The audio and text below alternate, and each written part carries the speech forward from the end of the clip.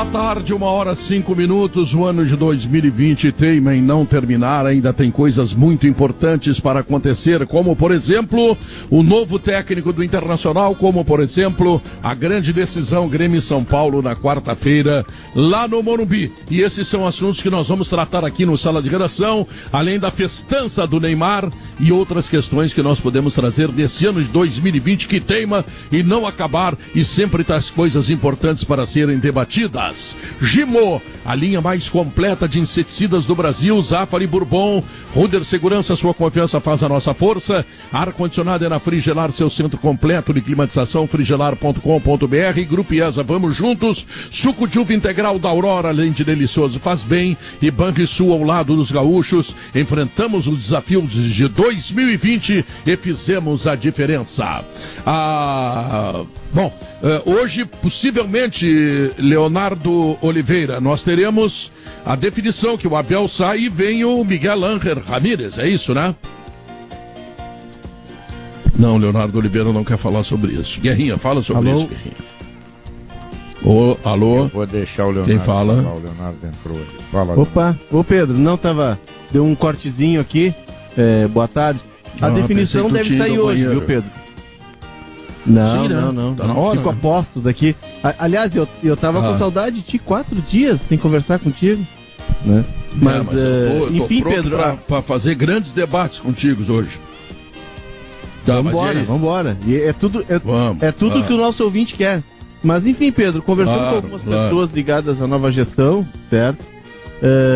A decisão sai hoje, é esperada para hoje uma resposta do Abel, e que há duas possibilidades. Ou o Abel fica até 24 de fevereiro, e aí um processo de transição do Miguel Ramírez, ele se iniciaria apenas na segunda semana de fevereiro, porque é preciso fazer um processo de transição, vai ter um técnico novo, ou o Abel define, né, e decide que para ele esse quadro não serve, e aí ele seguiria o caminho dele, iria embora agora, passaria o Réveillon já no Rio, se despediria do Inter hoje ou amanhã no máximo. Mas há uma possibilidade, e ela foi apresentada, de que o Miguel Ramírez não estaria no Beira-Rio enquanto o Abel estivesse ali, a não ser nesse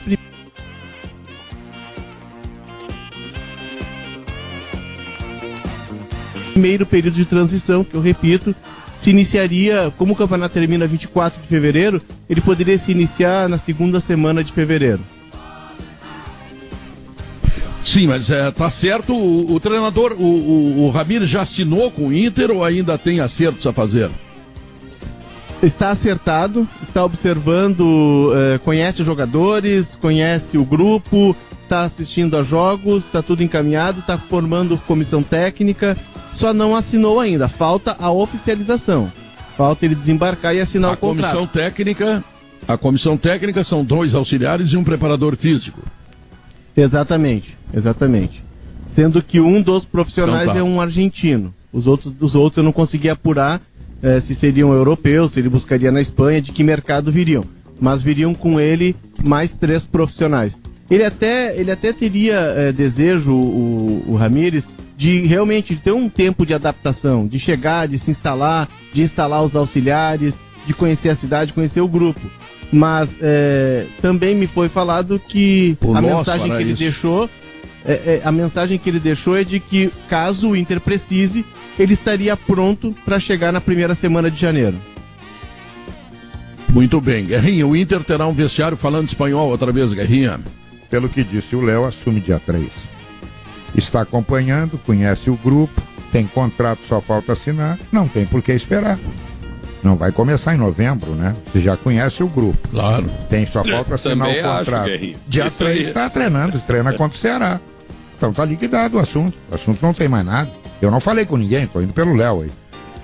Eu tô indo pelo que eu ouvi ontem. Mas é isso. Eu tô indo pelo que eu ouvi ontem do Abel. O Abel foi muito claro. Eu não sou auxiliar técnico, nem ele. Certo? Se o treinador está contratado, o Abel vai embora. É simples, é óbvio. Entendeu? E o homem assume contra o Ceará. O homem já conhece todo mundo, já tá acompanhando de perto. A caneta leva no aeroporto, ele assina ali, tá pronto, vambora. Está liquidado o assunto. Eu só me surpreendi, boa tarde a todos, assim, porque o Abel não comunicou essa decisão ontem já. Porque se o novo técnico está acertado, né? Se o novo técnico está acertado, se o Abel não se sente constrangido, ele tem todo o direito disso, de ter um outro treinador trabalhando e ele ficar como mandato tampão, digamos assim, mesmo que tenha contrato até fevereiro. Puxa, então decide ontem mesmo e pronto. E o Inter fica com o interino até vir o treinador que vai ser o treinador do projeto. Não entendi esse vamos deixar para amanhã. Mas eu acho que está decidido. Eu acho que é hoje na entrevista. Anuncia hoje, tu disse? Eu acho que sim. Ele vinha para Porto Alegre. Eles que tem um churrasco na casa do Alê essa semana. Ele não ia ficar no Rio. Ele vai passar o Réveillon, talvez, no Rio aí. Mas eu acho que é hoje. Hoje de tarde tem a entrevista do Marcelo Medeiros. Eu acho que hoje nós vamos conhecer a decisão. O Diogo... Está tomada, né? Está tomada. O que me passaram é de que o novo, porque o Abel tinha na ideia, e era o que a gente comentava também, o que ele tinha escutado, é de que ele estaria no campo, trabalhando, comandando o time no vestiário, e teria um outro técnico, conhecendo o clube, entre aspas, no gabinete, né? E isso é uma situação que não é confortável pro Abel e também não seria confortável pro Miguel Ramírez, né? De chegar e já ter um técnico. O que me foi passado é de que o que foi conversado na reunião é de que se apresentou pro Abel uma ideia assim, não, trabalha, desenvolve teu trabalho, vamos ficar até 24 de fevereiro. E o Miguel Ramírez chegaria mais próximo do final da temporada, e a data que me foi falada seria algo como metade de fevereiro, para que ele chegasse, se ambientasse no clube e aí sim fizesse uma transição. Leonardo, é a mesma coisa. O Abel estaria esquentando o banco para o Ramírez sentar. E isto o Abel, como técnico, campeão da Libertadores do mundo, 7, 8 vezes técnico do Internacional, não quer. Ele não quer passar por isso, ele quer ficar até 2021. Se o Internacional não ofereceu para ele isso, ele está fora. Essas outras cogitações são todas cogitações. Mas o contrato dele, Pedro, ele sabia, quando ele assinou com o Inter, e eu sempre gosto de frisar que o Abel veio para o Inter, claro que ele também precisava de voltar ao mercado, eles já estavam, desde o ano passado em casa, ele queria voltar a trabalhar, mas o Abel, e ele vem em socorro aos amigos, vem em socorro ao clube do coração. O Abel é um colorado, né? Ele virou um colorado desde 88, quando ele assumiu a primeira vez. Mas o Abel também sabia que o contrato era até o final de fevereiro e que no meio do caminho haveria uma eleição que poderia assumir um novo grupo político, mas com outras ideias e outras propostas. Ele sabe, tu sabe também, que todo técnico de futebol do Brasil é interino. Ele só fica técnico enquanto ele tem os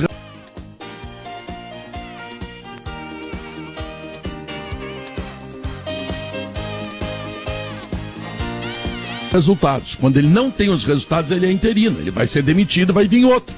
Então não tem essa. Ele veio pra cá pensando o seguinte: se eu fizer um bom trabalho, vão ficar comigo. Aí ele tá encerrando o ano com 4 vitórias consecutivas. Sim, ele foi eliminado de 2 competições. Sabe como? Nos pênaltis. Ele ganhou do América lá, que é uma vitória que não tem muito sentido, mas enfim, o América tá fazendo campanha, empatou com o São Paulo, e ele ganhou do Boca na Bombonera, jogando um futebol espetacular, e perdeu nos pênaltis. E de lá pra cá são 4 vitórias, o Inter no G4, e ele tá achando, não, sou eu o cara, né? Eu tô fazendo um bom trabalho, tá entendendo? Então, ele foi eliminado de 2 competições, sim, nos pênaltis, em 2 vitórias que ele conseguiu fora de casa. Tem que levar em conta isso também, que o desempenho do time, principalmente contra o Boca, teve muita qualidade. Bom, aí ele tem 4 vitórias seguidas, e aí tem outro treinador chegando. Olha, eu vou te dizer uma coisa, o Abel não pode aceitar isso, não pode. Agora, se eventualmente ele aceitasse, né, Leonardo? Se eventualmente ele aceitasse, o torcedor do Inter ia fazer uma estátua pro Abel, porque daí, com esse argumento, entende? Não, eu tenho contrato até fevereiro, se é bom pro Inter eu faço, e vou cumprir meu contrato até o final e tento levar o Inter pro G4 e a partir dali se recolocar no mercado novamente, né, com uma boa campanha. Exato. Bom, aí ele vira... Bom, aí os caras vão fazer uma estátua pra ele, né? Porque ele se sujeitar a uma situação dessas, depois de tudo que ele conseguiu... Puxa, mas, Diogo, mas a estátua, ele tem o argumento do contrato, né, Pedro? Mas, Diogo, a estátua do Abel já devia estar lá no Beira-Rio há muito tempo. Ele ganhou a Libertadores e o mundo. Sim, mas não tá, né, Pedro? Não tá a estátua lá. Ela não tá. Mas que ele sabia, né, Diogo? Ele sabia, o Abel, em nenhum momento... Não, eu também sabia. Isso, mas é o direito dele, claro pra ele. É que não se condene o Abel se ele não quiser, entendeu? Eu sei que tem contrato até fevereiro, mas que não se condene. Ele tem o direito. Quem é o compromisso do Abel? É que em nenhum momento foi prometido para ele... Qual é o Guerra? Não, Guerra, é que em nenhum momento... Com quem o Abel tem compromisso? O Marcelo. Com o Medeiros. O Marcelo acabou. Acabou. O compromisso dele já terminou. Ele não tem compromisso com a nova direção. Mas ele tem um compromisso com o Inter, né, Guerra? Ele não assinou com o Marcelo Medeiros S.A., né? Ele assinou com o Esporte Clube Internacional. O clube, quando assina com o treinador, também, né? tem um compromisso com o treinador. E aí, daqui a pouco, ele descarta o treinador. Como não tem multa rescisória, foi um prazer. Pronto. Não, tudo bem, mas é que o compromisso dele, é claro que ele vem pela amizade com o Marcelo Medeiros, ele vem pelo coloradismo dele, mas o contrato dele, ele tem um compromisso com o Inter. E aí, como diz o Diogo, se ele ficasse, seria uma atitude nobre dele, uma atitude de identificação com o clube. O compromisso que ele tem com o Inter é em razão do Marcelo Medeiros. Então, como terminou o mandato Marcelo Medeiros, ele pode daqui a pouco romper o compromisso sem problema nenhum, não tem nem multa. Qual é o compromisso que a nova direção tem com ele? Nenhuma. Não, tu vai ser tampão até o dia 20 de fevereiro, porque tá chegando o novo aí que vai ficar do teu lado. Tu tá brincando. É que não seria um tampão, né, Guerra? O Zé Ricardo foi um tampão. Ele ficaria, e ele topou. Não, ele é tampão. Tampão. Ele é tampão porque a partir ele tem prazo do dia definido para sair.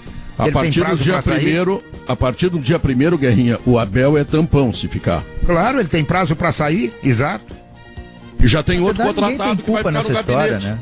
Na verdade, ninguém tem culpa nessa história. A culpa é dessa eleição maluca aí do Inter, porque o novo presidente tem legitimidade para escolher o técnico que ele quiser para um projeto de 3 anos. É direito dele. Isso. O Abel até elogiou o Alessandro Barcelos. Foi lá, ele foi transparente, né? Não houve críticas do Abel ao Alessandro Barcelos, a não ser o fato dele não querer que o Abel fique, né?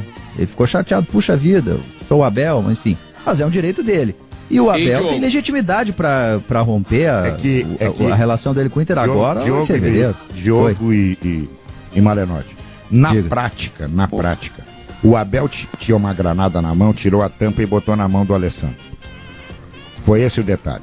Olha, tu decide o que tu quer. Eu não vou trabalhar com outro. O meu contrato vai até o final de fevereiro. Bom, aí o Alessandro fica naquela. E se eu mandar o Abel embora e o Inter não chegar no G5? E se eu não mandar o Abel embora e o Inter não se classificar? O que pensam os meus companheiros de gestão? Quer dizer, ele entregou para o Alessandro uma granada sem pino. Tu vai decidir o que tu quer. Tu é o presidente, tu é soberano, decide. Tá aqui a granada. Vê o que tu faz com ela. Foi isso que ele fez ontem. Na verdade, essa situação toda, ela só existe simplesmente pelo fato de que as eleições do Inter não foram adiadas. Se as eleições tivessem sido adiadas para até o final do contrato do Abel, até o final do Brasileiro, aí o Abel não estaríamos passando por isso. O Abel entre segundo no Campeonato Brasileiro, em fevereiro tu tem eleições e os caras querem o Ramírez e não querem o Abel. É pior ainda bem que teve eleição que ele já sai 11 jogos antes. Exato, dá tempo agora do Miguel Ángel Ramírez entrar, assumir, o grupo continua sendo o mesmo, né? Então, tipo assim, o Internacional conseguiu encerrar o 2020 com uma sequência boa de vitórias, né? Com uma permanência dentro do G4. A gente tem que olhar as coisas boas que o Abel conseguiu, e ele conseguiu muitas, só que infelizmente, né, por decisão das circunstâncias mesmo, ele passa a ser uma carta fora do baralho agora a partir do 1º de janeiro. Sim, a carta fora do baralho foi a que ganhou a Libertadores e o Campeonato do Mundo.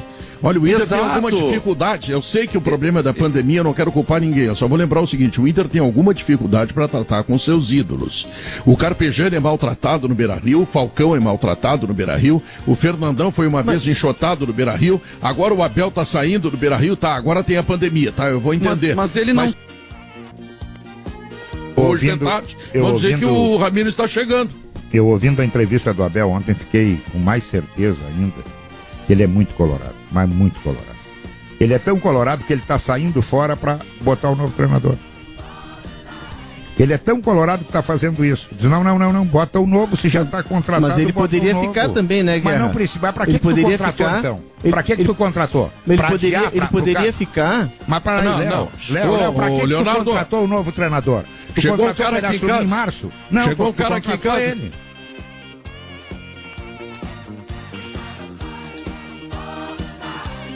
Ô, Guerrinha, chegou um cara aqui em casa querendo namorar minha mulher, eu não aceitei, Guerrinha. Não, a verdade também é a seguinte, né, gente? Vamos combinar o seguinte: se o Abel não estivesse com essa série aí de vitórias importantes contra Palmeiras, fora de casa, e até contra o Boca, apesar da eliminação, se ele não tivesse vencendo esses jogos, aí ninguém ia estar discutindo isso, nem o Inter. O Abel ia embora e vinha o Miguel Ramírez, né? É que isso está discutido porque a saída dele coloca em risco o G4. É por isso que eu disse que ele botou na mão do Alessandro, ele botou uma granada sem pino. Agora tu vê o que tu faz com ela. Se ela explodir, mas aí, eu não tô Guerra, aqui. Claro, mas Guerra, eu só concordo contigo, só discordo de um ponto, do coloradismo do Abel, que a gente não duvida, é muito colorado. Mas o Abel, e aí o Diogo diz, teria que colocar uma estátua, e eu concordo com o Diogo, se o Abel tivesse a posição de, olha, tudo bem, deixa projetos pessoais de lado, eu vou cumprir esse ciclo, vamos colocar o Inter na Libertadores, e depois a nova gestão siga a sua vida, traga o técnico que quer, mas eu vou cumprir meu compromisso com o Inter, e não com o fulano ou cicrano, vou seguir com o Inter até 24 de fevereiro. Isso seria também uma grande demonstração de coloradismo dele. Mas a atual diretoria não tem compromisso nenhum com ele, tanto é verdade que contratou um técnico. Ele não pode pensar dessa forma. Se não tivesse nada, não surgisse nada... Não pode. Não pode. O compromisso dele é com quem foi lá buscá-lo, como foi o caso do Marcelo Medeiros. Olha, tu vai pegar um pepino na mão. 4 meses ninguém pega. Nós estamos em decadência. Tu vai pra lá e vai azar. Tu vai botar o teu lombo, pode ficar prêmio. Agora, essa direção entrou, olha, já temos o treinador. Bom, se já tem o treinador, não é pra fevereiro, não é pra março, já contratou o treinador. Então assume o treinador. O que a gestão apresentou, né, como uma solução intermediária, de que essa gestão ela tem uma ideia de futebol, ela contratou um técnico com a ideia de futebol dela, vai colocar em prática. Mas como esse é um ano ativo que tem essa pequena parcela de 2020 nos 2 primeiros meses de 21, o que ela apresenta de ideia? A gente segue contigo, tu cumpre teu contrato, e aí não vai ter a sombra do técnico, e depois de 24 de fevereiro, vida que segue. Foi uma solução apresentada. Se ele não estivesse ganhando, Léo, será que seria assim? Estão à espera da resposta do Abel. Léo, na prática. Eu acho que é lógico, eu acho que é uma solução muito boa pro Inter. Na prática, é uma solução boa, porque o Abel vem desenvolvendo um trabalho, vem apresentando resultados e um crescimento, né? E o Inter está posicionado no G4 e não teria uma ruptura no meio da temporada. Eu acho que é uma solução que sairia boa para ambos os lados. O Abel cumpriu o contrato, essa prática, e o Inter na verdade, disputaria a vaga. Essa prática, na verdade, adotada pela nova direção é bem simples. Se o Abel seguir, tá? E classificar, tá tudo bem. Agora, se o Abel sair e o Inter não classificar, começa errado. Esse é o risco da nova direção e ela tá receosa em assumir. Porque no momento que tu contrata um novo profissional, tu quer que o profissional venha logo, tu confia nele, é convicção, vai assumir logo. Por que eu vou perder tempo com outro? É ele que vai ser, bota ele lá para trabalhar. Mas é o risco, é o risco. Campeonato ainda. Não tem problema, tem 2 meses de campeonato. O Inter se fosse uma virada de temporada, o Inter fez isso com o Cudê no ano passado. O Inter tinha o Zé Ricardo, terminou dezembro, obrigado Zé Ricardo, vida nova. O Inter contratou o cara...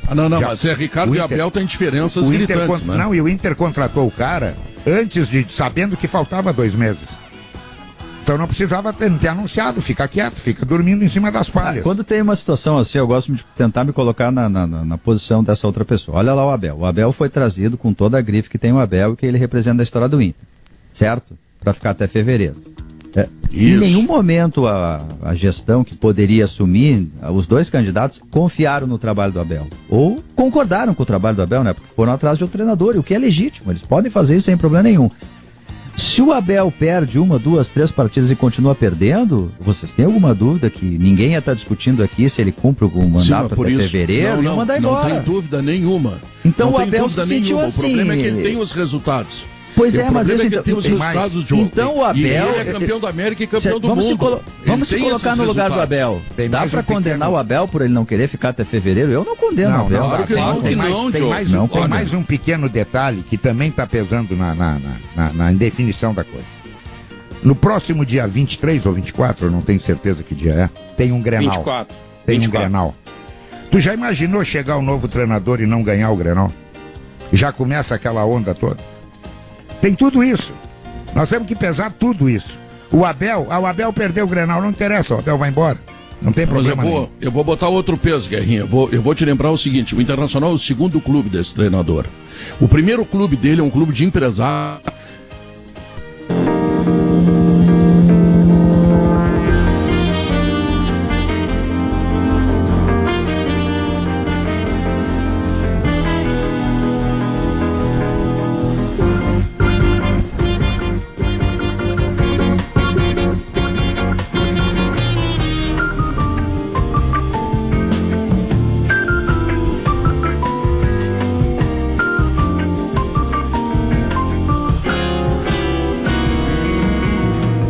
Adiante, lembrando que o LG é leite gaúcho, tradição e qualidade desde 1959.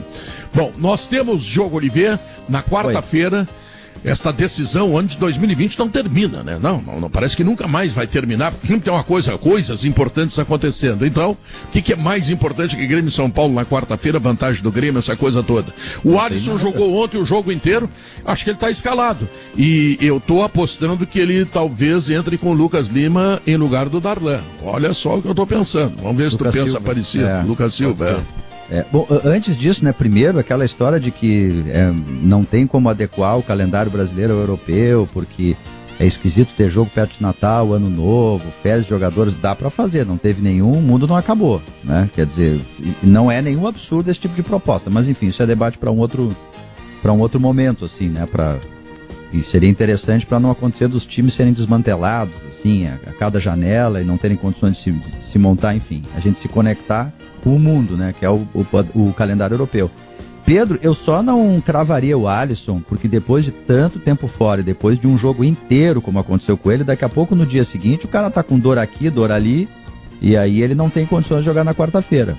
Mas salvo isso, pelo padrão que ele mostrou no jogo de ontem, indo bem, atacando, defendendo, fazendo tudo aquilo que o Renato gosta que ele faça, né? Aquele padrão tático interessante de ajudar a defender, entrar na área, eu diria que ele está escalado, mas eu faço essa ressalva, Pedro, porque ele pode estar muito bem ontem jogando, mas hoje acordou todo dolorido lá, e aí não suporta 2 jogos numa intensidade tão grande. Mas tirando isso, ele segue titular do Grêmio, não tenho nenhuma dúvida disso. Parece que sim, ele correu para todos os lados. É claro que as jogadas dele não tem lá muita consequência, né? Porque tu pouco lembra, assim, de jogadas decisivas e tal. Mas ele tem uma coisa muito importante que me parece para esse jogo, Guerrinha, que o time de São Paulo toca muito a bola. Então é bom tu ter uma enceradeira, assim, atrapalhando eles o tempo inteiro, não te parece? Ah, sem dúvida nenhuma. Se deixar eles gostar do jogo, eles invadem a tua casa, né? Então, o Grêmio, eu acho que o Grêmio, Pedro, o Grêmio tá escalado, tá? Vanderlei, Vitor Ferraz, Rodrigues, Kahneman e Diogo Barbosa, Matheus Henrique, Darlan. A única dúvida que eu tenho por não ter começado o jogo ontem é o Tassiano ou o Alisson, não é o Ferreirinha. Ferreirinha ontem é verdade que ficou abaixo, porque ele foi pro lado esquerdo, né? E ele vinha jogando mais pelo lado direito. O Jean-Pierre, Pepe e Diego Souza. Eu acho que só tem uma dúvida. Alisson e Tassiano. Eu acho que mais pro Tassiano, que não começou o jogo, e pela estratégia que o Renato utilizou aqui no jogo da ida, de tumultuar o meio-campo, para evitar que o São Paulo goste da bola, goste do jogo, agrida o Grêmio, porque inevitavelmente é um jogo que o São Paulo não tem escolha. Ele vai ter que sair pro ataque, ele vai ter que agredir o Grêmio, porque ele está em desvantagem. Se terminar 0-0, tá fora. Ele tem que fazer no mínimo um gol. Era o caso do Grêmio, por exemplo, lá na Vila Belmiro. O Grêmio tinha que fazer gol, fez, claro, tomou lá. Mas o São Paulo, se não fizer gol, tá fora. Então o São Paulo vai ser agressivo. E o Grêmio precisa tentar parar essa agressividade com muita gente no meio-campo. Eu até aventei a possibilidade daqui a pouco do Lucas também fazer parte desse time, né? Não sei, mas o Jean-Pierre não jogou ontem, muito provavelmente vai jogar. O Tassiano ficou no banco, vai jogar. O PP entrou no decorrer, vai jogar. O Matheus Henrique ficou no banco, vai jogar. O Rodrigues não jogou, por quê? Porque vai jogar, né? Eu acho que o Grêmio está escalado.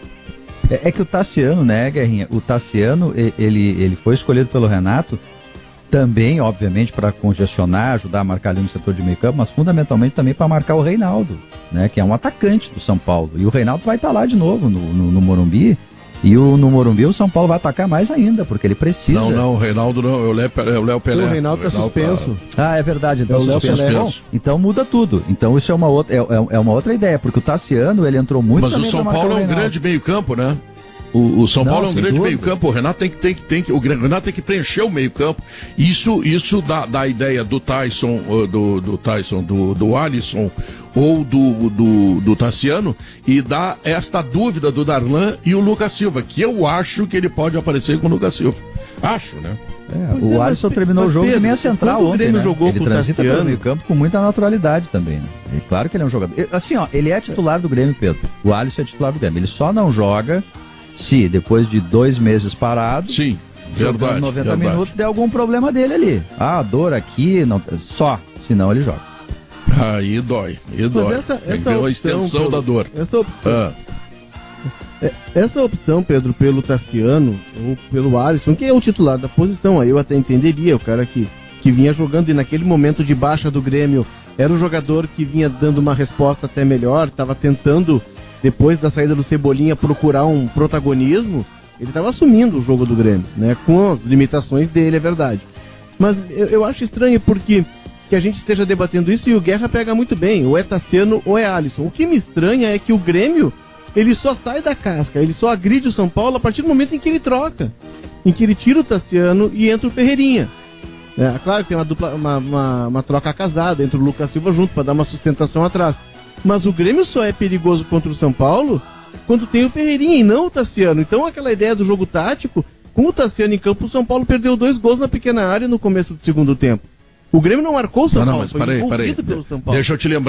Deixa eu te lembrar uma coisa que me preocupa bastante em relação ao jogo do Grêmio contra o São Paulo. No ano passado, o Grêmio teve um enfrentamento pela Libertadores contra o Flamengo. O Grêmio foi muito mal no Olímpico e foi pior ainda no Maracanã. Esse ano, na Libertadores ainda, o Grêmio teve um enfrentamento contra o Santos. O Grêmio foi muito mal na Arena e foi pior na Vila Belmiro. Contra o São Paulo, não é que o Grêmio tenha ido muito mal. Não foi muito mal. Foi mal, mas não foi muito mal. Mas o São Paulo foi melhor.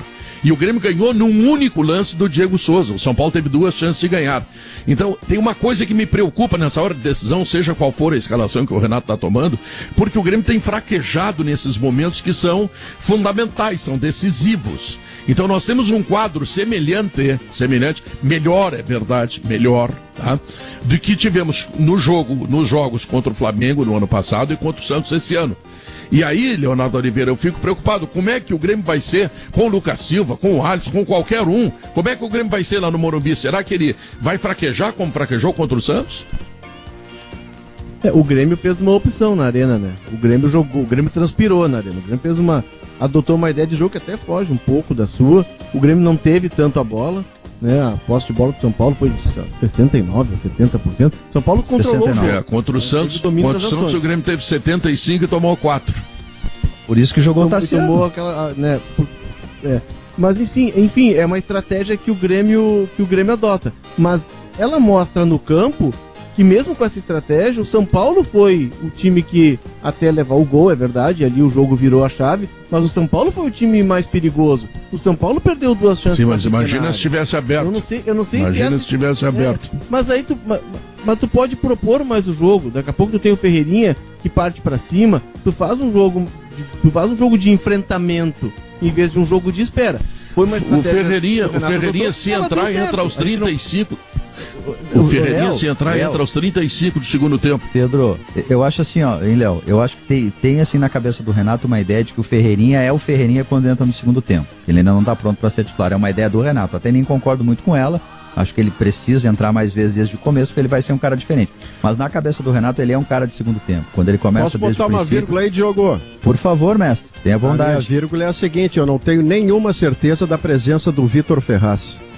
Às vezes recentes em que o Grêmio disse que o jogador tinha desconforto muscular, os caras ficaram 2 semanas, 3 semanas, 2 meses sem jogar. O Vitor Ferraz, que eu vi na imagem fechada colocando a mão na coxa, do lado posterior da coxa, fazendo careta de dor e que não jogou ontem, tem a expectativa de jogar, mas eu não tenho certeza. Do jogo de ontem eu fiquei com uma certeza. Se o Vitor Ferraz não jogar, o seu substituto não será o Paulo Miranda, que voltou ontem, terminou o jogo exausto. O Paulo Miranda na lateral direita é uma adaptação. O Tassiano foi lateral direito ontem e fez uma boa partida na lateral direita. Ele ia entrar no lugar do Alisson quando machucou. Quando o lateral direito, o Wanderson, teve cãibra, o Tassiano entrou lá. E tem um segundo detalhe, Pedro. A última vez que o Paulo Miranda foi adaptado à lateral direita num jogo eliminatório desta grandeza, o Grêmio tomou 5 do Flamengo. Não foi por culpa do Paulo Miranda, diga-se a verdade. Mas no contexto, o Paulo Miranda adaptado à lateral direita não deu uma resposta boa o suficiente para você apostar que ele esteja na lateral se o Vitor Ferraz não jogar. Então eu apostaria o seu carro novo, recém-lavado, que Tassiano vai ser lateral direito se o Vitor Ferraz não jogar.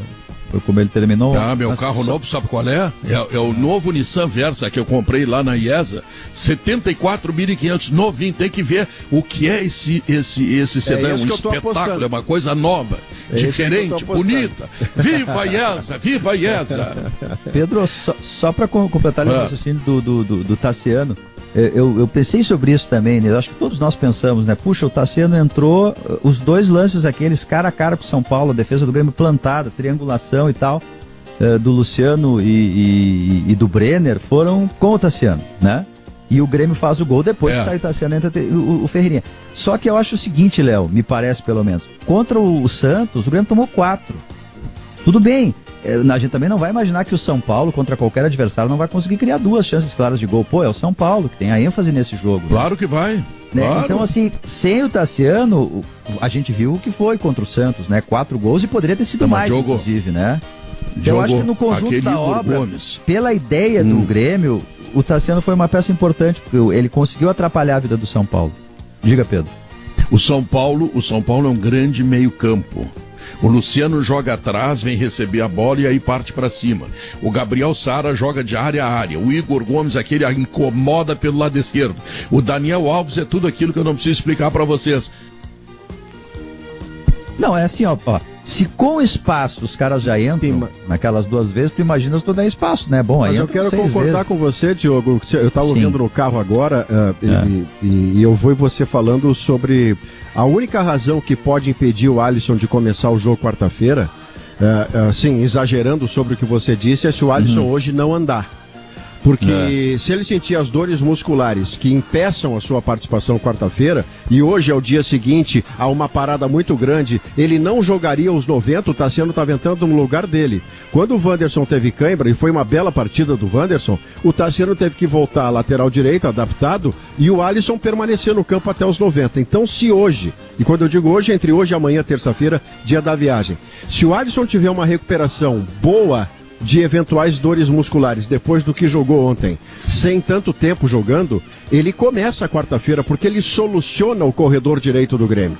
Não haverá Reinaldo, o Alisson vai poder jogar com um tanto mais de liberdade e algum alívio. Ele vai ter que conter o Léo, que é um lateral esquerdo do tempo do Bahia, que no São Paulo virou zagueiro, mas que não tem a letalidade e a assistência do Reinaldo. Então o Alisson, se não sentir dor, se tiver legal, ele começa o jogo no corredor direito e o Renato não se preocupa mais com isso. A preocupação dele hoje, na verdade, é o setor direito da defesa. Ele não deve ter o Jeromel, que já tem lesão muscular, ele talvez não tenha o Vitor Ferraz. O Wanderson é muito bom apoiador, ele mostrou ontem, mas ele não é exatamente o mesmo marcador. O Brenner joga no corredor esquerdo, acaba de fazer 2 gols na vitória sobre o Fluminense. Ele não vai de Wanderson e não vai de Paulo Miranda. Não, ele não vai, até porque é um jogo muito arriscado pro menino. Júlio César Santos, vocês conhecem, claro, né? Opa! Nosso grande Júlio, ele me escreve aqui dizendo, olha, avisa aí a turma que 40% das jogadas de gol do São Paulo partem dos pés do Reinaldo. Um abração pro Júlio, que tá passando no final de ano lá em Camboriú. Balneário Camboriú com a família, mas olha o tamanho do problema que tem o São Paulo, e isso pode solucionar também parte do problema do Grêmio. Como disse o Maurício, a gente não tem a certeza de que o Vitor Ferraz vai jogar. O Paulo Miranda, eu não acredito. Primeiro gol no Maracanã, sábado. É cruzamento do Reinaldo. O primeiro gol é cruzamento dele, e deixa o Brenner na cara do gol. Aliás, o Brenner, esse é bom dar uma cuidada nesse. O guri tá fazendo gol que não acaba mais, tá igual o Diego Souza. Mas você viu como Diego Souza faz gol de costas, de futevôlei. Você viu como é que o São Paulo toma gol? São Paulo toma gol com um erro defensivo a 2 metros da linha da grande área. A bola vai no Fred, o Fred dá aquele chute maravilhoso, mas é uma retomada de bola em cima de um erro do São Paulo, perto da área do São Paulo. Essa é uma providência básica, a Cassiana, que o Grêmio tem que fazer. Ele tem que forçar o erro do São Paulo no seu setor defensivo perto do Volpe, porque o São Paulo erra. O gol do Grêmio foi assim. Erra e não desiste de fazer aquilo que faz, né? Ele começa lá na origem com uma marcação mais adiantada e a bola sai para lateral, porque o São Paulo não consegue sair jogando, e depois vem a jogada do Ferreirinha, que ele vai para cima de fato, né? Esse é o grande mérito do Ferreirinha. O Renato tá com Maurício, eu estava dizendo. O Renato tá com pepino na mão. O Renato tá com pepino na mão. Tá com uma horta na mão. Porque se ele fica atrás e perde, puxa vida, mudou a forma do Grêmio jogar. Ah, mas eu tenho que atacar porque o Grêmio só sabe jogar desse jeito e perde. Puta, mas tinha que ter, daqui a pouco, ter tido mais cuidado. Todo mundo sabia que o São Paulo ia atacá-lo, né? É um dilema que ele está vivendo. Por isso que eu acho que o Tassiano vai repetir a fórmula que o Renato utilizou aqui na Arena. Não que eu acho que ele é mais jogador que o Alisson. Não é. É que tem jogos e jogos. Onde é que tu precisa parar o São Paulo? No meio do campo. Ah, se tu não parar o São Paulo, deixar ele começar a trabalhar a bola no meio do campo, ele vai invadir o teu campo, vai proporcionar ao Brenner e ao Luciano as oportunidades de conclusão e tu vai sofrer. Mas se o Ferraz não jogar, quem é que você bota ali, ô Guerra? É um pepino também, né? Pois aí é que o Tassiano entra ali, né, Guerra? Pepino. É o cobertor curtíssimo, né, Maurício? Porque tu vai ter, Guerra, um jogador voltando de lesão, que é o Alisson, né? Que é sempre uma temeridade num jogo desse tamanho, com essa carga de tensão. E atrás dele, se o Vitor Ferraz não jogar, necessariamente haverá uma improvisação. Ou vai ser o Paulo Miranda, que também volta de lesão, ou vai ser o Tassiano. Tu não pode daqui a pouco botar o Lucas Silva ali? Ah, mas é mais risco do que o Tassiano. É mais risco do que o Tassiano. Eu não tenho essa certeza. E o Lucas Silva, tu ganha. E eu não sou fã do Lucas Silva, não é isso? Eu acho que ele é bom jogador. Mas eu acho que o Lucas Silva, tu ganha mais um detalhe. Tu ganha a bola aérea, tanto nas duas áreas. Pela estatura não, o Lucas Silva, Guerra, eu acredito que vai jogar no lugar do Darlan.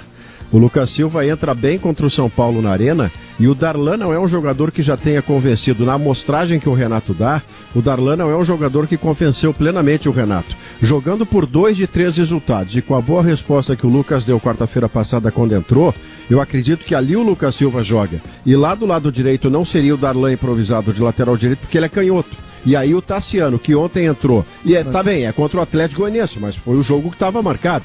Ele entrou e não jogou mal naquele lugar. O Alisson, com a resposta que deu, eu acredito que é por ali que vai o Renato. Mas aí o Lucas Silva, Pedro, com o Maurício, agora tu imagina. A entrada dele... Coisa horrível isso. Mas a entrada do Lucas Silva, ela significaria uma mudança no sistema de jogo. Aí foi o que o Grêmio fez no contra o São Paulo. Não tem problema, o que o Grêmio precisa fazer... Leonardo, não importa o esquema de jogo que o Grêmio vai fazer, o Grêmio precisa parar o meio-campo do São Paulo, não pode deixar estocar a bola por ali. Eu concordo com o Maurício, o Tassiano é um jogador nota 6, mas ele é tão bom quando ataca, como aliás a diferença feito à direita, tá? Ele faz qualquer uma com nota 6, né, Guerrinha? A diferença de um jogo para o outro é que aqui o Grêmio tinha que ganhar, lá o Grêmio não pode perder.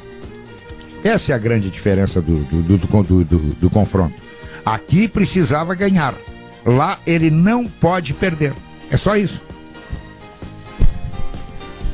Pois é. É outro jogo. Mesmo. E o São Paulo. Nenhuma, o São Paulo só tem uma proposta, Paulo, né? Ele tem que pressionar o Grêmio, né? Ele só tem uma proposta, ele tem que pressionar o Grêmio. Ou ele faz 2 gols ou ele tá fora. Ou ele faz um gol e leva para os pênaltis, e aí tenta lotericamente ganhar, porque aí é metade para cada um. Então o São Paulo vai pressionar o Grêmio. Não, aí mas o São Paulo, a observação sobre o São Paulo, ela ela não detém tanta atenção da gente, porque o São Paulo joga sempre assim. O São Paulo, seja na Copa do Brasil, no Brasileirão, seja no Morumbi, seja em Porto Alegre, no Rio, ele vai jogar dessa forma. Ele não vai ser mais agressivo ou menos agressivo, porque é do DNA dele de jogo propor. Não. O que caberá é o Grêmio tentar vai ser mais agressivo. Vai ser mais agressivo, eu vou te explicar por quê e tu vai entender. Eu vou ter que te dar um ensinamento agora, tá? Tudo isso que tu disseste é verdade. Modestamente, claro. Modestamente, claro. Com a modéstia que me caracteriza. Tudo que tu dissesse é verdade, só tem uma coisa. Principalmente essa modéstia. Claro. Tudo que tu dissesse é rigorosamente verdade. São Paulo joga do mesmo jeito em todos os lugares do planeta, tá? Se tiver jogo em Marte, ele vai jogar da mesma forma. O que eu quero te dizer é o seguinte, dá 1-0 pro Grêmio. E é o jogo único, decisivo. Ou dá ou desce. E aí o São Paulo, sim, terá que ser mais agressivo do ponto de vista ofensivo. E o Grêmio será... Vai gostar, Maurício? O Grêmio será reativo. Olha que bonito, porque o Grêmio está ganhando por 1-0. Ele veio, Maurício! Pode chamar o intervalo comercial, Léo. Pode chamar o intervalo, porque o homem vem de reativo. Não, o Grêmio terá mais cuidados. Não, é normal, é humano, é sabido a léguas, quilômetros de distância, que quem está ganhando tem mais preocupação defensiva. E quem está perdendo num jogo único, decisivo, que é esse jogo lá do Morumbi, porque o jogo da Arena já foi 1-0 pro Grêmio, gol do Diego Souza. Então o São Paulo vai para cima do Grêmio, ele não tem outra saída. Mas eu quero e ele vai ter que acelerar os seus ataques, ele vai ter que pressionar. Deixa eu ver se você concorda comigo de novo, porque uma vez já é bom, mas duas pode ser perigoso. Já é bastante. O Grêmio foi reativo na Arena também. O São Paulo teve a bola no primeiro tempo, os primeiros 15 minutos do segundo tempo foi uma roda que o Grêmio tomou de São Paulo, e o Grêmio só conseguia reagir ao São Paulo, não propôs jogo ao São Paulo. Sabe por quê, Maurício? Porque o São Paulo tem um time mais qualificado tecnicamente do que o Grêmio. O São Paulo tem um meio campo que tu tem que ter muita preocupação com o meio do campo. Se tu deixar qualquer movimento para eles é um problema. Porque o Brenner volta, o Luciano volta, o Igor tá lá, o Sara tá lá, o Daniel Alves tá lá. Porra, eles fazem um bolo naquele meio de campo, um povoamento, é uma densidade demográfica tão intensa que se tu não parar com isso, tu tá liquidado. E o Grêmio aqui não conseguia parar. Até que entrou o Lucas Silva. E o Lucas Silva deu um tempo neles. Entrou o Ferreira para preocupar o São Paulo. Não, entrou o Ferreira também. Para preocupar o São Paulo. Entrou o Ferreira também. Não com ninguém ali. O Ferreira a única preocupação que o Ferreira tem é com o Renato. O Renato não gosta de botar ele, porque é verde, porque é isso, porque é aquilo. E aí ele bota o Luiz Fernando. Me lembra um lance do Luiz Fernando. Vamos ver. Vamos lá. Eu disse antes do jogo com o Santos e antes do jogo do primeiro contra o São Paulo, especialmente esse último do São Paulo, que a melhor alternativa não se tratava de o Tassiano ser um erro. O Tassiano era uma questão pragmática de conter o Reinaldo. Mas a melhor alternativa na Arena era você preocupar o São Paulo botando um jogador com quem o Reinaldo tivesse que ficar atento. Mas foi o contrário, a estratégia do Grêmio foi: eu vou botar o Tassiano porque eu estou reconhecendo que o Tassiano marcará o Reinaldo. O Reinaldo não vai marcar o Tassiano. Pois foi o que aconteceu. Mas o Grêmio só melhora e consegue uma jogada que vale o gol quando o Reinaldo passa a ser submetido a um driblador. E não é uma vez, Pedro. O Reinaldo foi driblado 3 vezes pelo Ferreira em 3 jogadas diferentes. Porque o Reinaldo é muito mais apoiador do que marcador. E não será o Reinaldo quarta-feira, vai ser o Léo, que é melhor defensor do que apoiador. O Grêmio tem que torcer para o São Paulo jogar para fazer 2-0. Porque aí vai complicar tudo. São Paulo precisa botar na cabeça, se quiser passar pelo Grêmio, que tem que fazer o 1-0. Porque se correr atrás do 2-0 vai aloprar, e aloprar pode dar chance para o Grêmio. Tomara que o São Paulo, para o bem do Grêmio, pense assim: nós temos que fazer 2-0. Aí vai se complicar. Guerrinha, deixa eu te lembrar que chegou Gimo, olha aqui, ó. Chegou, Leonardo, é importante, chegou Gimo álcool 70 aerossol. Em tempos de pandemia, Leonardo, isso é extremamente importante. É a proteção do álcool aliada à praticidade do aerossol. É Gimo e a qualidade comprovada. Quando os tomates vermelhinhos do Zafari se transformam no molho de tomate para pizza que só você sabe fazer, a vida acontece. Zafari Bourbon, economizar é comprar bem. O top executivo é da Ruder. O Top of Mind é da Ruder.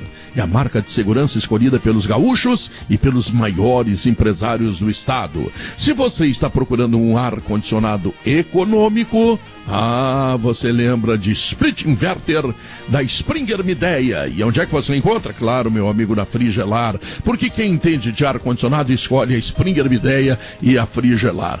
E por fim, antes de chamar o intervalo comercial, essa lembrança importantíssima para todos os síndicos de Porto Alegre, é que chegou em Porto Alegre o objetivo administrar... Para onde foi o Pedro? Hoje a internet do Pedro tá assim, Tá, uma por tá de lanche e uma sacanagem. por sorteio. Tá bom. Então vamos para os Toma comerciais. conta, Guerrinha, toma conta e chama o intervalo. Vamos para os comerciais, entendeu? Golpe! Golpe! Minutos, se a minha internet não cair outra vez, eu vou ficar no ar bastante tempo. Em nome do Gimo, a linha mais completa de inseticidas do Brasil, Zafari Bourbon, Ruder Segurança, sua confiança faz a nossa força. Ar-condicionado é na Frigelar, Grupo IESA, vamos juntos, suco de uva integral da Aurora e Banrisul, ao lado dos gaúchos, a parceria que faz a diferença. Guerrinha, hoje, 4 da tarde, uma entrevista coletiva do presidente Marcelo Medeiros, certamente falando de toda a sua gestão. Eu gostaria que tu falasse um pouco dela, tu gostasse, desaprovasse, como é que é? Pedro, uma gestão só é completa no momento que tu ganha títulos. Não foi o caso. Mas quando a Preta não gostou muito. A gente precisa lembrar uma coisa. Quando o Marcelo assumiu, ele assumiu com o papel de tentar fazer o Inter respirar financeiramente. O Inter está ainda vivendo grandes problemas financeiros em razão de gestões que atrasaram demais o clube. E ele conseguiu, neste quesito, fazer muito bem a sua parte. Ele melhorou a condição financeira. Não é espetacular? Não é. Falta muito para ser isso. Mas ele conseguiu. Eu acho que faltaram 2 coisas para a gestão do Marcelo ser considerada maravilhosa. A primeira, ganhar títulos. E a segunda, tentar pacificar o clube politicamente. Acho que essas 2 coisas não aconteceram. E precisam acontecer agora com o Alessandro Barcelos. O Inter voltar a ganhar títulos e voltar a ter um ambiente onde os colorados até podem divergir, mas não podem atrapalhar. O Guerra, essa avaliação que o Pedro propõe pra gente, propôs a você e eu estou entrando agora, ela precisa necessariamente do contexto com o qual você começou a sua avaliação. Marcelo Medeiros não vem de uma situação normal para a gestão. O Marcelo Medeiros vem do caos absoluto de gestão, de resultado de campo, de desmando, de, pelo jeito, supostamente, é o que está sendo investigado, venalidade. Teve de um tudo na gestão anterior. Pois a partir daí... clube saqueado e devastado, Maurício. Exato, é isso, Rafael. Então, a partir deste contexto, você tem que avaliar, e aí eu vou ver a jarra meio cheia, que nesse período o Marcelo Medeiros cumpre a obrigação de trazer o Inter de volta para a Série A. No ano primeiro em que está de volta à Série A, o Internacional vai para a Libertadores da América, só cai para o campeão.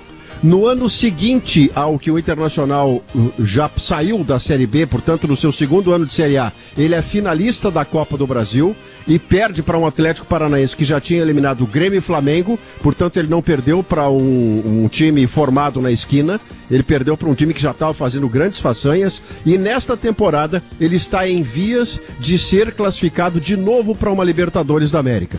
Esse é o jarro meio cheio de quem veio da devastação absoluta. E os 12 jovens que está deixando, que me parece uma melhor de todos, Maurício. E a outra parte, Léo, só para terminar, Léo, para não deixar passar assim, o Maurício só viu rosas. Não, evidentemente que você chegar numa temporada constrangedora de tanto tempo sem ganhar Grenal e não botar nenhuma faixa no peito, nem que fosse Campeonato Gaúcho, isso deslustra a gestão, mas não o suficiente para desaprová-la. Se eu fosse fazer uma nota para o Marcelo Medeiros e as suas 2 gestões, ela ficaria entre os 6,5 e os 7, diante do que ele pegou quando assumiu. E ele pega um clube, Maurício, Perfeito. que a gente deve lembrar sempre disso, né, Pedro? Ele, primeiro, é um ato de coragem assumir o clube, sendo que até o Marcelo ele tinha uma história dentro do Inter, porque o avô dele foi presidente, o tio foi presidente, o pai foi presidente, né? Então isso era muito importante para ele, né, pessoalmente, e ele assume o clube no pior momento da história do Inter. E a gente está vendo agora com o Cruzeiro a dificuldade que é para um clube grande sair de uma Série B. Porque é difícil, é uma equação que ela é difícil de fechar, Pedro, pelo seguinte. Primeiro, tu precisa fazer um time forte, mas os recursos eles eram menores, e além do que o Inter tinha sido saqueado, como disse o Maurício. Só que mesmo tu contratando um time bom, o Inter até ali a chegada do Guto e o Guto fazer o time embalar, o Inter ele estava constrangido de jogar a segunda divisão. E aí o Inter traz o Leandro Damião e o Inter sai da Série B. Então assim, pega o clube saqueado na Série B. E o pior, a categoria de base do Inter, ela tinha sido dinamitada. O Inter precisou refazer o seu trabalho de base e agora está colhendo os frutos, porque a base ela requer tempo, ela requer pelo menos 3 anos, 4 anos, e é por isso que o Inter neste ano já está começando a promover e vai promover mais, porque o Inter sim, a gente usou muito a figura da reconstrução, o Inter foi reconstruído e ainda precisa ser finalizada essa reconstrução. Ela não está completamente pronta, porque tem muito ainda a ser feito. Um detalhe para mim que é importante, que mostra o quanto o Inter precisava ser recuperado, é que quando o Giovanni Luigi sai e assume a gestão 2015-2016 com o Vitório Pípero, todos os executivos contratados no mercado são demitidos. O Inter coloca 50 dirigentes políticos para dentro. E aí o Marcelo retoma e reconstrói isso. E agora vem o Alessandro com uma outra ideia de gestão, com uma ideia mais moderna de gestão, vai dar sequência. Mas que foi muito importante, sim, nessa transição do pior momento à gestão do Marcelo, eu não tenho nenhuma dúvida. Deixa eu só, Pedro, assim, dar uma opinião, vou ser bem rápido pra gente não se alongar demais. É simples o Marcelo Medeiros. Ele pega o Inter na Série B, no pior momento da sua história, e coloca na Libertadores ano após ano. Ele pega na Série B e devolve a Libertadores, chegando à final de Copa do Brasil. E se é fácil, é só olhar o Cruzeiro, que vai ficar na Série B de novo. E outra, o título que não veio, que de fato seria a cereja do bolo, o Inter poderia ter vencido, até porque naquela final contra o Novo Hamburgo, a gente não pode esquecer que o Marcelo assume no pior momento da história do Inter e contra o principal rival que está num dos melhores da sua história. Quer dizer, era mais difícil ser campeão gaúcho, porque o Grêmio está num momento especial, um superávit, com manutenção de treinador, de ideia política, de ideia de jogo, inclusive. Então, assim, eu acho cruel a gente dizer assim, não ganhou título nenhum. Bom, mas qual é um outro treinador ganharia com facilidade o Campeonato Gaúcho do Grêmio nesse momento aí que o Grêmio está vendo nesses últimos anos? Acho que não. Né? Então, acho que ele fez um bom mandato, sim. Não ganhou, mas acho que a história vai avaliar melhor o que fez o Marcelo Medeiros. Pegou o Inter tem algumas coisas. Tem algumas coisas comprometedoras. Também, o Inter. Hein, Pedro? Tem um último detalhe também que é importante da gente salientar, que a gente vê as trocas de comando, de gestão, de direção, quando elas estão prestes a encerrar o seu ciclo. A gente já viu muitos exemplos de realmente assim os presidentes virarem a cara, agora não é mais comigo, azar de quem vem agora para me substituir. E o Marcelo Medeiros, ele está se mostrando realmente um cara diferenciado nesse sentido, assim, né? Ele tá fazendo ele tá se movimentando para que essa transição do poder que vai agora para as mãos do Barcelos seja feita da melhor maneira possível. Já é um sinal de que pelo lado dele a pacificação no Inter é possível, e ele fez o meio de campo agora para o Barcelos conversar com o Abel. Enfim, ele está se mexendo nesses últimos dias dele para tentar mostrar para quem está chegando o quão ele está sendo solícito nesse processo de pacificação, que é o que mais a torcida almeja agora para 2021. Né? Tem algumas coisas que são comprometedoras na gestão do Marcelo Medeiros, que é, por exemplo, perder um campeonato para o Novo Hamburgo. Isso é uma coisa constrangedora. Os investimentos que o Inter tem. Pô, que legal, o Novo Hamburgo, do nosso sempre lembrado Beto Campos, que agora tem um treinador que é campeão também. Exato. Perder para o Novo Hamburgo, sendo presidente nacional, não tem explicação. Não tem explicação tu jogar um campeonato gaúcho, trazer um treinador argentino, pagar uma fortuna e não chegar sequer na final dos grupos, quanto mais na final do campeonato. Isso é uma vergonha, isso é uma coisa inexplicável. Então, isto é inexplicável. Agora, para mim, o que fica melhor para Marcelo Medeiros, diferente do que ele recebeu, tá? E eu estou falando em futebol, não vou falar em grana, porque grana, o Internacional está empipinado até não sei quanto lá, tá? Mas presidente que está assumindo nesse momento, ele tem uma base de time que estava em campo ontem, tá? Que tinha 3 ou 4 jogadores da base, e tem mais 7 ou 8 que estão chegando, tá? Tipo o Pedro Henrique, o Léo Vargas, o Johnny, que não estava ontem, enfim, uma série de jogadores, o Peglow, o Maurício. Ele está entregando para o novo presidente um grupo de jogadores com muitos jovens, afeição para o novo treinador que está sendo contratado. Uma mina de ouro. Uma mina de ouro. Exatamente. É só olhar ali para tu saindo um pouco do Beira-Rio, tu pega ali a beira do rio ali, tu chega na arena, tá? Tu dá uma olhadinha como é que a coisa funciona ali, tu vai ver que foi assim, justamente assim, formando jogadores que o Grêmio fez gestões com superávit. E o Grêmio hoje tem uma estrutura financeira que talvez não seja ideal, mas que é melhor do que quase a totalidade dos clubes brasileiros fazendo isso. E isto o Marcelo Medeiros não recebeu nenhum. É que agora, Pedro, o desafio do Alessandro é justamente esse, é de pegar essa gestão do Marcelo e avançar com ela. É de trazer uma gestão da qual ele participou também, né, Léo? É uma gestão da qual ele participou também, Léo. Como vice de finanças. Não, mas o Abel entrou em campo outro dia com 5 jogadores contra o Palmeiras, 5 jogadores da base. Esse trabalho está sendo feito. Ele precisa ter uma rotação forte no gauchão, tu tá entendendo? Botar os guri para jogar. Bota lá. Inclusive, Pedro, esse é um trabalho que começou lá atrás com o Roberto Melo, que tinha sido da base na gestão do Luigi. Quando assume o futebol, o Roberto Melo dá um foco, uma atenção especial para a base, até por conhecer. E não adianta, clube brasileiro, seja grande, médio ou pequeno, não tem outra saída que não seja a formação.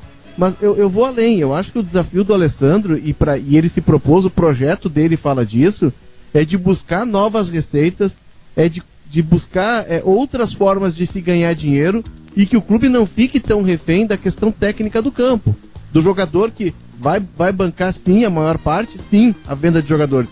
Mas ela não pode ser a única receita, porque uma temporada que vai mal, o jogador não se valoriza, aí tua receita vai para o espaço. O desafio dele é, numa gestão mais profissional, buscar outras formas de se resgatar dinheiro. Sim, mas como e onde? Me dá algum exemplo aí. No curto prazo, Léo, o futebol brasileiro ainda precisa vender jogador. Claro que o ideal é chegar ao padrão europeu. E ainda precisa da TV. A receita que o campo não define tanto. Claro, esse é o sonho de todos, né? Assim, criar novas receitas é o sonho de todo empresário. Mas no atual cenário, vindo de pós-pandemia, a receita do Inter, a receita no sentido filosófico, assim, ele vai ter que revelar jogadores, e aí o Abel é importante, assim, porque o Abel define o Bruno Prachedes, que antes era eventual, né? Agora ele é definitivo como titular. Descobre lá o Caio Vidal, dá mais espaço para os jovens da base, pensando no clube, e o Inter não tem outra alternativa, ele vai ter que revelar jogadores, vendê-los por muito dinheiro. Não é o Inter o jogo, é qualquer um, como tu disseste. Mas no caso do Inter,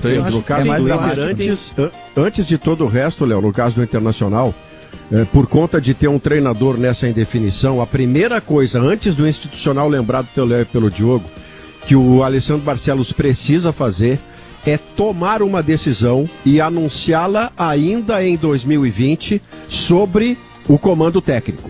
Qualquer das decisões que ele tomar vai ser discutível, porque não tem uma decisão errada e uma decisão certa. Todas as decisões têm as suas razões envolvendo o Abel ficar ou não, mas o que não pode é o Inter entrar 2021 com vírgula, sem saber como é que vai contra o Ceará em Fortaleza. Isso tem que ser definido não só definido, anunciado ainda em 2020. Maurício, o Diogo cita a questão de onde buscar receita. Eu sei que nós estamos num pós-pandemia, mas a crise econômica do Brasil ela já vem de antes da pandemia. A pandemia só agravou. Eu acho que tem algumas formas que se pode buscar. Primeiro, geração de conteúdo. O clube é uma máquina de conteúdo. Ele tem que se adonar disso e ele tem de fazer disso receita. E eu sei que o projeto do Alessandro passa por isso. Pelo menos foi o que me disseram. Outra questão. Não, mas já tem geração de conteúdo, já tem. Eu não sei se tem receita. Não colhe em seguida, né, Léo? De comercializar, de saber fazer isso de uma forma ainda mais aguda e profissional, que é feito de forma profissional, é bom que diga, mas ainda de aumentar isso, porque isso na Europa é o que tem sido, depois da TV, a principal rubrica dos clubes grandes europeus. Eu acho que é um cenário que pode ser explorado aí. Outra questão. Até escrevi esse final de semana. Os clubes precisam entrar nesse universo de e-sports, que é o videogame.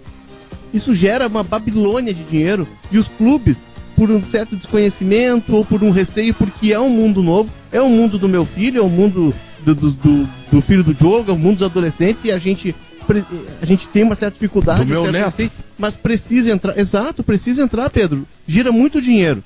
Terceiro, patrimônio. O Inter tem questões importantíssimas que elas vão estourar no ano que vem. A questão do Gigantinho, que ficou para ser votado no ano que vem. A questão das torres do Beira-Rio, e isso o clube vai dar um salto. Então eu acho que nesse período de 3 anos, tem sim como o Inter buscar novas receitas e não ficar tão dependente só do campo.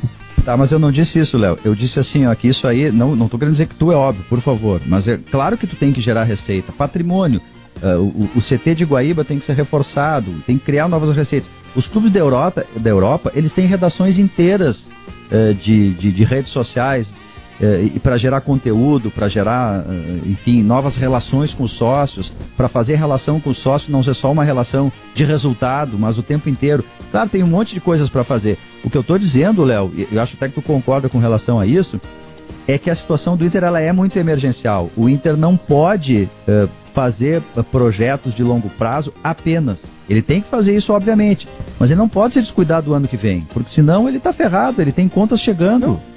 Né? Ele tem que manter, ele vai ter que trabalhar na base, ele vai ter que revelar jogadores. O Inter tem que se cuidar. O Inter tem que se cuidar para não ser o Cruzeiro daqui para frente. Ele não pode sair contratando, gastando, já está trazendo técnico do interior, auxiliar do interior, preparador físico do interior, já está gastando o que não devia. Tá?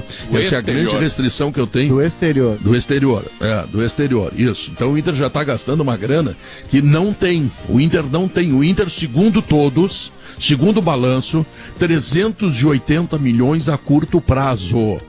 Ora, daqui a pouco vai um clube na FIFA, o Inter não pagou o Vitor Cuesta ainda. Daqui a pouco o Independiente vai lá na FIFA, bota lá, e aí ou paga ou perde ponto, como perdeu o Cruzeiro. O Inter primeiro tem que se cuidar. Como o Inter tem uma base de time, e como o Inter tem 10, 12 jogadores chegando, jogadores com qualidade que foram produzidos por essa gestão do Marcelo Medeiros, é bom o Inter não se meter de pato a ganso. Dá um tempo, olha bem, tá? Tira alguns jogadores, tipo o Musto, assim, que ganha um monte. Mas assim como o Inter pode, de repente, gastar por um lado, ele realmente pode enxugar pelo outro, né? E a gente teve um exemplo pelo outro, claro. E a gente teve um exemplo ontem muito claro com o time sem o Lomba, com o Danilo Fernandes, assim. Realmente, assim, vendo um o Danilo goleiro Fernandes pode jogar, sair. Me parece que um goleiro dos dois pode sair. Um dos dois pode ser uma forma de deixar o orçamento mais enxuto. Pô, sem dúvida. O Daniel e o Kehler ali, o Daniel acho que tá com 26 anos, 26 ou 27, se não me engano. Esse é um caso, Marinotti. Ele tá mais do que preparado. Daniel tá careca. Daniel tá careca e de cabelo branco já, e não botaram ele. Deixa eu chamar o intervalo comercial, tu volta em seguida, Daniel, tá, Leonardo? é Leonardo Oliveira. Tá careca de cabelo branco, não é mais Daniel, é Leonardo Oliveira. Exatamente. Careca de cabelo branco. Voltamos careca é sem cabelo, mas em todo caso. Voltamos logo depois do intervalo comercial para a última parte do programa. 14h23. Leonardo Oliveira, o que tu ia dizer do Inter aí? Não, Pedro, a questão toda do Inter, eu concordo com o Diogo no fato de que o Inter precisa emergencialmente buscar receita porque a dívida a curto prazo ela é grande, mas essa questão de geração de conteúdo, essa geração patrimonial, ela não pode ser adiada. Ela precisa, em paralelo, já ser deflagrada desde agora. Principalmente a questão do Gigantinho, que ficou pendurada, que não entrou na pauta deste ano, e o Gigantinho hoje só dá prejuízo pro Inter, né? Ele precisa render algo pro Inter. O contrato, a parceira já está escolhida, o contrato está em fase de formulação, e eu acho que é necessário que se acelere isso para que se resolva, porque até esteticamente o Gigantinho ali ao lado do Beira-Rio não combina, né? E se melhorar a estética e entrar alguma receita, eu acho que já é um passo grande. É que um é casado com o outro, né, Léo? Quem vier a assumir o Gigantinho, e o Inter está muito certo em arrumar um parceiro para isso, a primeira coisa que vai precisar fazer é revitalizá-lo esteticamente. Porque hoje você vê o Gigantinho do lado do novo Beira-Rio e não dá vontade de passar na frente do Gigantinho. é um lugar que parece abandonado, ele está envelhecido, ele está descuidado, porque é preciso colocar dinheiro para revitalizá-lo em termos estéticos. Então quem chegar para assumir, entre as coisas que terá que fazer, é transformá-lo no padrão que o Beira-Rio está. O padrão hoje, o Beira-Rio hoje é dos estádios mais bonitos, não é do Brasil. O Beira-Rio é dos estádios mais bonitos do mundo. Como a Arena é dos estádios mais bonitos do mundo. Mas o Gigantinho não dá para dizer nada nem remotamente parecido, né? É que já tem o projeto, Maurício, se abriu uma licitação, 3 empresas, né, concorreram e ganhou o consórcio Opus DC7. O projeto arquitetônico deve seguir o projeto do Beira-Rio. Ele está no conselho para ser aprovado, né? Não conseguiu entrar na legislatura deste ano. Vai ser o ano que vem. Eu vou te dizer, hein? Opus DC7 é um consórcio de pessoas que sabem o que fazem. O pessoal da Opus tem o Gigantinho vai virar uma bergamotinha, Pedro. O Gigantinho vai ser uma bergamotinha, que o Beira-Rio é a bergamota maior. E a DC7 do Gordo Eugênio está abrindo agora o embarcadeiro lá, que tá um troço monumental. Esse dia eu fui lá visitar, por curiosidade, fui ver como é que eram as obras e tal. A Karina Fernandes me recebeu lá.